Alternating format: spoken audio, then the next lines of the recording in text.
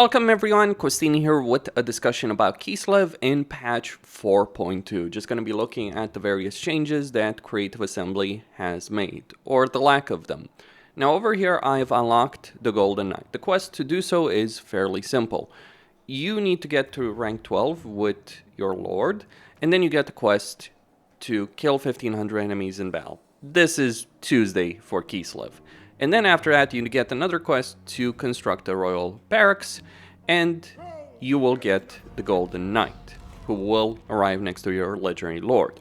Now you get either the Wrath of Kislev, which gives you an Ice Guard recruitment benefit and a psychology benefit for Tsar Guard, or Icon gives you, like Wrath gives you Wrath with an Ice Guard benefit, and Icon gives you diplomatic relations and global recruitment capacity benefit for 7 turns. I think Icon is the much better choice. And there she is. The Golden Knight of Kislev. Leysa.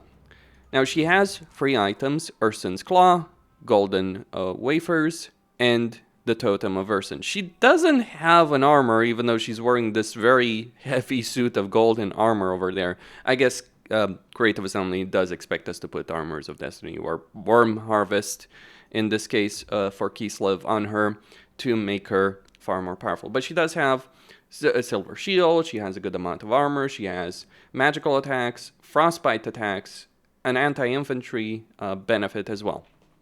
Her items, like I'm wondering about this, you can't take it out, can you? No, you can. So it's not related to... like her anti-infantry benefit is related to Ursun's Claw over there, but like her frostbite attacks and her, like if we just remove all of these items, she does keep the frostbite attacks, she does, okay. So these items, like one of them gives you weapon strength, bonus to resisted infantry, magical attacks, which she already has, and Ursun's Claw, which gives her base weapon damage and armor piercing damage plus 50%. So she actually does have a decent amount of armor piercing damage. Not quite as much as a dedicated armor piercer, but really it's solid enough, right? But it is an augment, so you gotta choose to use it at a particular point in a battle.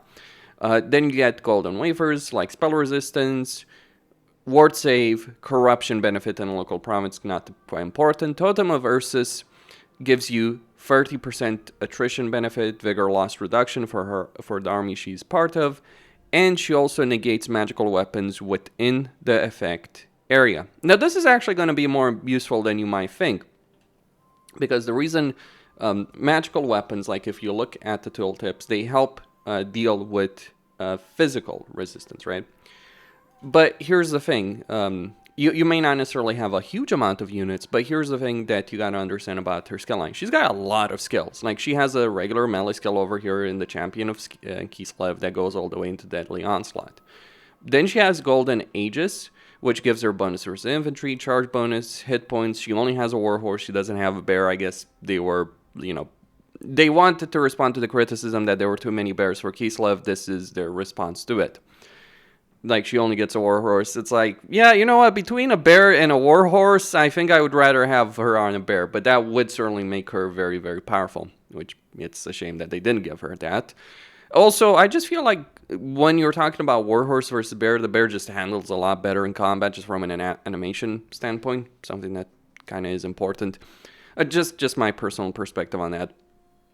Like, if you want, she is a duelist. If you want her to duel people, and keep in mind, she gets diplomatic relations with Kislev, inherently 1 recruit rank for Tsar Guard, and spell resistance in her army. That's her trait. She can get plus 20 diplomatic relations with Kislev, so she's going to give you a fairly substantial benefit with diplomatic relations. How useful is that? Useful for Estancia. Useful to Borosirsis, not quite as important for Castaltin or Katrin. Especially because they get a lot anyway with the supporter race. Then she gets Kislev Unite, which gives her leadership and melee attack to allies in range when she is using, like, effect intensity increases as the unit takes damage. So the more damage she takes, the more leadership and melee attack she gives to nearby units. Then she has Shield of the Motherland skill line, for armor, ambush, defense chance, ward save for the accompanying lord, cooldown to all spells to the lord she's accompanying. So yeah, she's kind of useful for Catherine in that respect. I wonder, I wonder if this is really affecting like heroes in the army she's accompanying. I imagine so. Spell resistance 10%, melee defense for the lord she's accompanying, vigor loss reduction. Or maybe it's not affecting heroes in an army. Maybe it's just affecting the lord. So you might want to put her so you might want to put her with the caster lord. Actually, she gets a vigor loss reduction of 66% for the lord. Just for the lord, remember that. And then Serena Guardian, which gives 20 physical resistance. That's why her negating that's why her negating magical attacks is actually quite useful. So she gets 20% physical resistance to allies in range if the unit is a lord or a hero.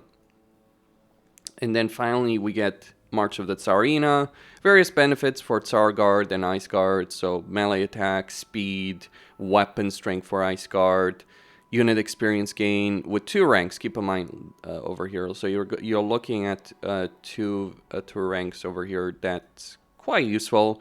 It does make Ice Guard significantly better in melee. It does improve Tsar Guard as well, so there's some really sweet benefits over here for these units.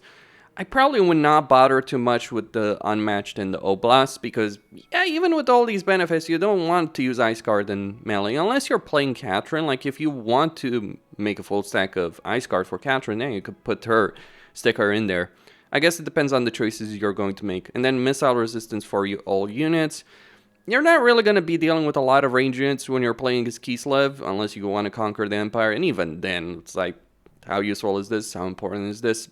Probably not so much. But spell resistance, missile resistance, I mean, could be useful against an endgame crisis like the Dwarves or the Skaven.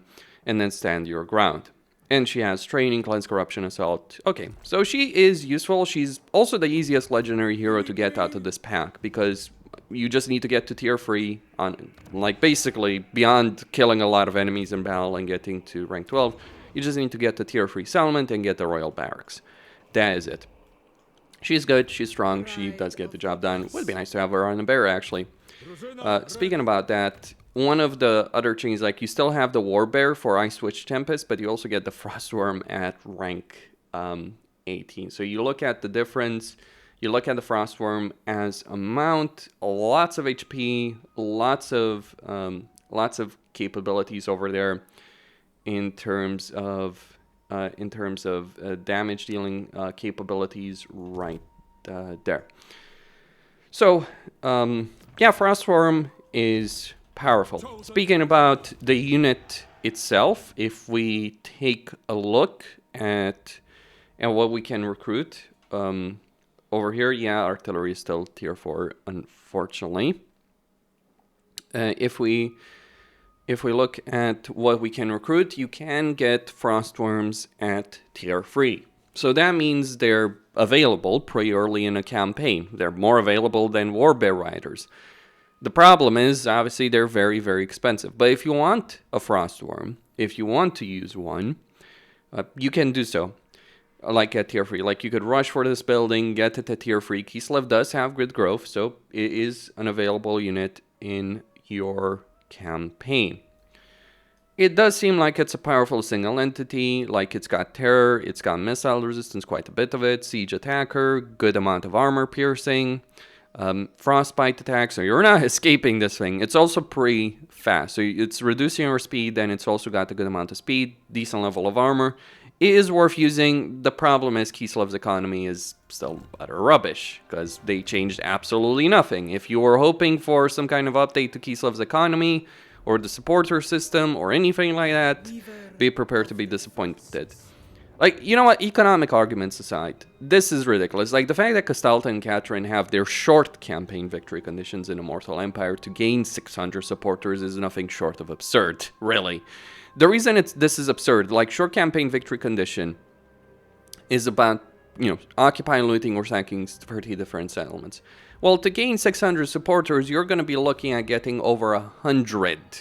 Like, let's say you get 100, you get the rest through churches. That's pretty reasonable. Realistically, you're probably going to go more look like 105, 110 different settlements in order to get. But you can get some from Orthodoxy chapels.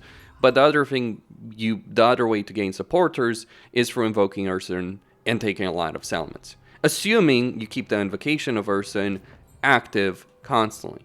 So you're looking at, let's say, 50 turns or so, maybe more, realistically 50, 60 turns in order to win the short campaign victory condition, whereas in the vast majority of campaigns, it's something you can do with turn 30. There are some other shitty short campaign victory conditions that should be long campaign victory conditions, like if they want to put the supporter race as a short campaign victory condition, it should be 200 or something like that. That would be reasonable, but no, 600, because it's absurd. It is absolutely absurd. Like, by the time you win the supporter race, you're done with your campaign, basically. Like, in point of fact, that 600 supporter requirement is even more ridiculous than a long campaign victory condition, and is anywhere between that and the domination campaign victory condition, because, yeah, you're going to be looking at 100 different settlements. So that is an absurd situation, and they couldn't even be bothered. Like, this is the level of effort that Creative Assembly put in this. Now, people are going to get angry with this, but it's like, yeah, that's how little effort CA put in this particular affair. Now, I did recruit this Ice Switch Lord to showcase a couple of things. Now, moving on to other things over here, let's look at the Druzina. So the Druzina, if we look at the Druzina, what kind of stats he has, he does have armor-piercing attacks. He does have a bonus against large with his ranged attacks. So he's a hybrid melee ranged heroes. Though mainly you're gonna probably want to use him for his range capabilities as opposed to his melee capabilities. That's not to say he doesn't have melee capabilities. He does obviously have a skill line that does have things like Heroic Killing Blow and other things as well, right? So you get armor, you get Deadly Blade, you get Heroic Killing Blow, but he's really a hybrid lord. But here's the thing, right? You might be impressed by the armor-piercing attack, you might be impressed by the capability he has. He's a good melee fighter. He's better than a Boyar by default. However, the Boyar can ride a bear, so your argument is invalid because the bear gives him a lot of armor-piercing attack. Like, obviously, by default, the Boyar is worse. Like, except he's dual-wielding axes, which have its own benefit. And his skill line does benefit more of a melee build. Whereas the Druzina is better about the melee build. I would say the Druzina is significantly better with your army, however. The traits you get are... I'm not impressed necessarily with either traits. You do get things like strong. You do get some of the similar traits, right? But yeah, the traits are not necessarily that impressive. Like over here, I got Kassar Headman. So yeah, leadership 5 when in own territory can be useful. Though Kislev doesn't necessarily have a leadership benefit. So he's missing the bear. So he's obviously not going to have the same melee capability as a regular Boyar. He does have restock, which is pretty damn useful for Kislev, considering that they're a range-centric army. He does have a special skill line choice between Servant of the Tsar, so diplomatic relations for Kislev, spell resistance. So if you want to achieve easier confederations as Kislev for diplomacy, Protossx, Stankia, for instance, not Catherine, of course, Dalton, it's kind of useless for them. But for Protossx and Stankia, this is probably a good choice. You do get Ursun's Roar, if you want to, but considering how many patriarchs you have, not quite important. You do get 15% experience when fighting against the forces of chaos, or you get regeneration and Vanguard deployment for Hag Witch heroes. I do think that spell resistance 15% is pretty damn useful in a campaign to have. The diplomatic relations, kind of less so.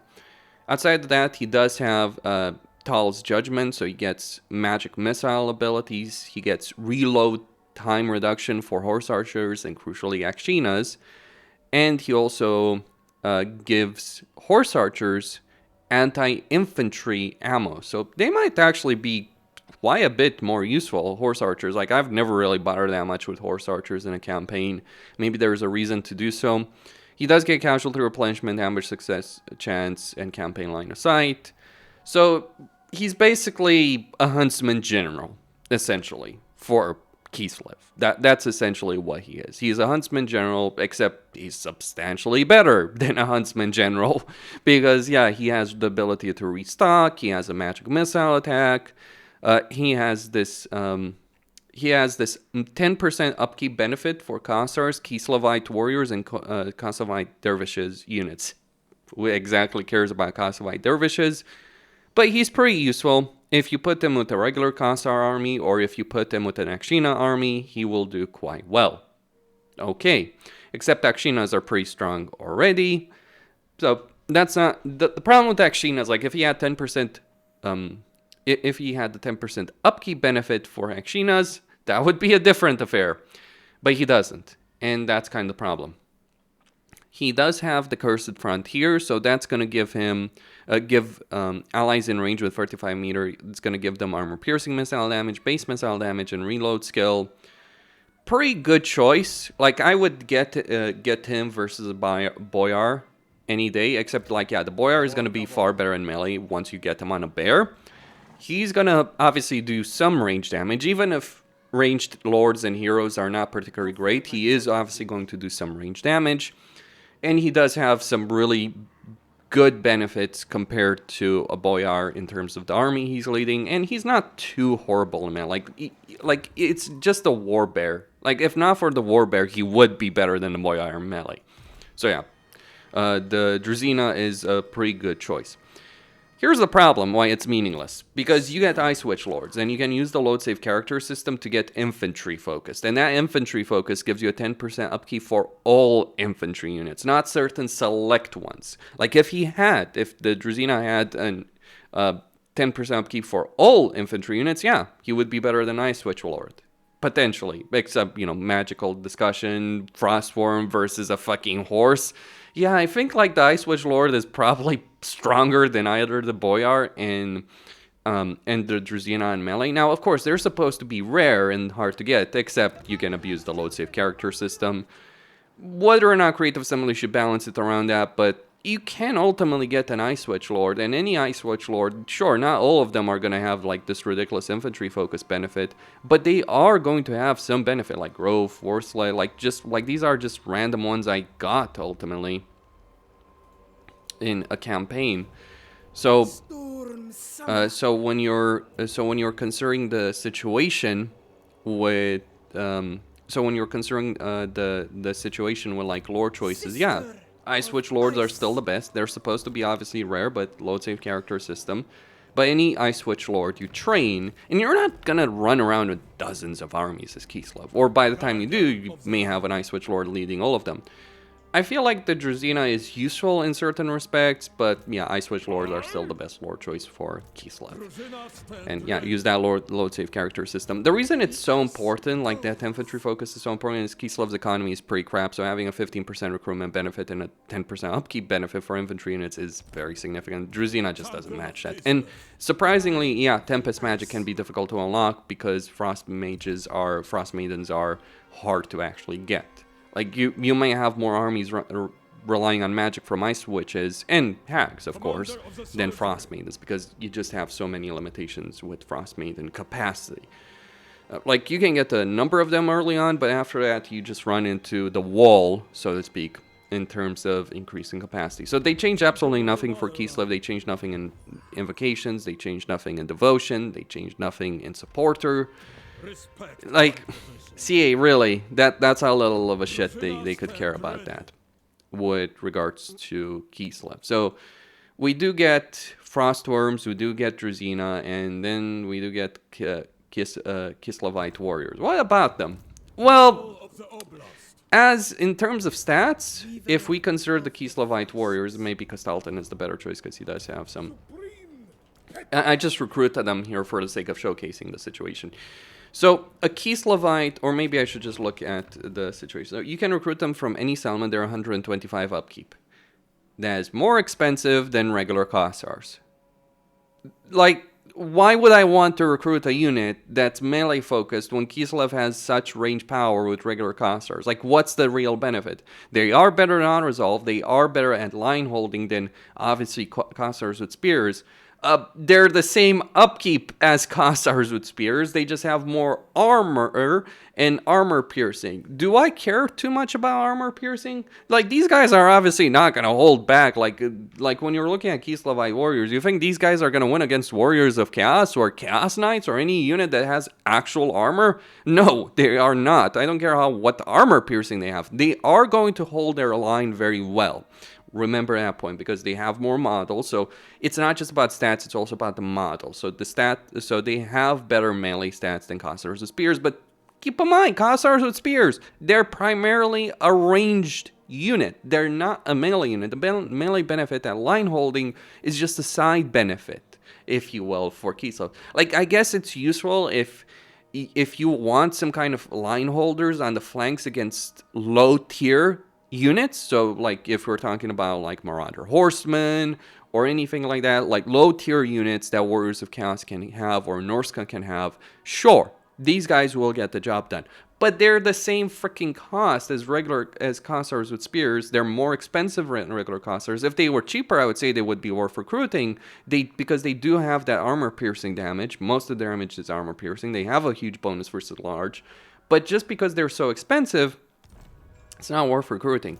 Like, the fact that they're the same cost as a hybrid unit that can hold its own in many similar ways, and while the regular Kossars lack the armor and the armor piercing, they are still going to be able to do a fairly decent job. Like, I'm just looking at this unit. I honestly don't really think this particular unit is worth recruiting at all in a campaign. Maybe a couple of them early on, but it's like, why would you not recruit regular Kossars? Like if you're lacking a barracks, why would you not recruit like regular Kossars? Like, if they were cheaper, different affair. We could have a discussion on that. But it's like, CA adds a low tier unit, and then they put it at the same cost as the other unit, the unit that you can recruit from barracks, and make it more expensive for that other unit that pretty much everyone has been recruiting in the Kislev campaign since the game came out. Just one of those things to bear in mind. Like, we look at like 24 melee attack, 40 melee defense. Yes, they are better in melee, right? That's undeniable. They are going to be better in melee. Higher armor, more models, better stats. Okay, slightly better stats. But just making that point. Frostworm is good. Sure, Frostworm is good. Counter and Sled is good. All that is great, but you look at these guys, like, you want to understand that there are units, tier 1 units in the game that are worth recruiting throughout the entire campaign. Even Kislev has that. Regular Kossars are worth recruiting for probably the entire campaign, unless you're dealing with foes that have a lot of armor piercing damage. Kislevite warriors, they're not worth recruiting for cost. They're not worth recruiting for stats. So it's just kind of like a unit, like, the way I'm looking at them is like kind of Spearmen for the Empire, which almost no one bothers recruiting, or maybe Goblins, melee Goblins for the Greenskins. Like, there are great tier 1 units that remain relevant throughout the course of a campaign. Elven Spearmen, if you want an example of a unit, of a melee unit, they might recruit tier 1 throughout the entire course of a campaign. Elven Spearmen are one such unit. Kossars are not that unit. Like, there's just better choices. Cost-wise, it's just the cost, really. Like, if they were cheaper, I would be having a different discussion. And that's really all that Kislev is getting. A legendary hero, Frostworm, Kossars, and yes, the lore of hags. Yes, the lore of hags. Yes, I know. The buffs, debuffs that you do have. It's just like the same. You just get that extra magical skull over here from hags. I wasn't able to get it over here, but that's like, because I have other priorities in a Kislev campaign when you're looking at it, but you look at various buffs and debuffs for your army. But that is what Kislev is getting with 4.2. I mean, the lore hags is certainly going to be useful in a campaign, like having all those buffs and debuffs that you can use. Kislevite warriors useless. Druzina, kind of useful to buff an army as opposed to the Boyar's melee power, but it depends on what you're facing. Ice Witch Lord's still better. Frostworms, very expensive, but very powerful, so you gotta make that, so, like, do you want a really powerful army? Like, that's how an expensive unit should be handled, by always. Like, is it worth recruiting an expensive unit that has an enormous amount of power behind it? Like, is that choice worth making? Because it is a tier 3 unit, so if you really want to, if you're dealing with difficult opponents, you might want to recruit a Frostworm in an army, or maybe several Frostworms. That's a decision you can make. Most importantly, though, you do get Siege Attacker at tier 3. Which is not the same as Wallbreaker. If Frostworms had Wallbreaker, that would be fucking phenomenal, because that's one of the problems Kislev has in sieges. But at least you get Siege Attacker, which is useful, which is actually important in a Kislev camp, which is actually quite important to have in a Kislev campaign. I would dare say, from my perspective, because it will help you expand the map faster. So maybe a 1 Frostworm is worth it. Kislevite Warriors, not really. When you're thinking about that, Druzina depends on what you're dealing with. Hag Witches with Hag Magic, sure. But no changes, no fixes to the campaign dynamics, not even very minor stuff that would be very, very simple to fix. Like, crappy victory conditions is like, that's... Like, I understand that maybe we weren't going to get any meaningful campaign changes, but nothing? Absolutely nothing? That's like, wow, CA. You really couldn't care less, honestly, about that. Costine signing out. Don't forget to subscribe, like, and enable notifications, and stay tuned for more.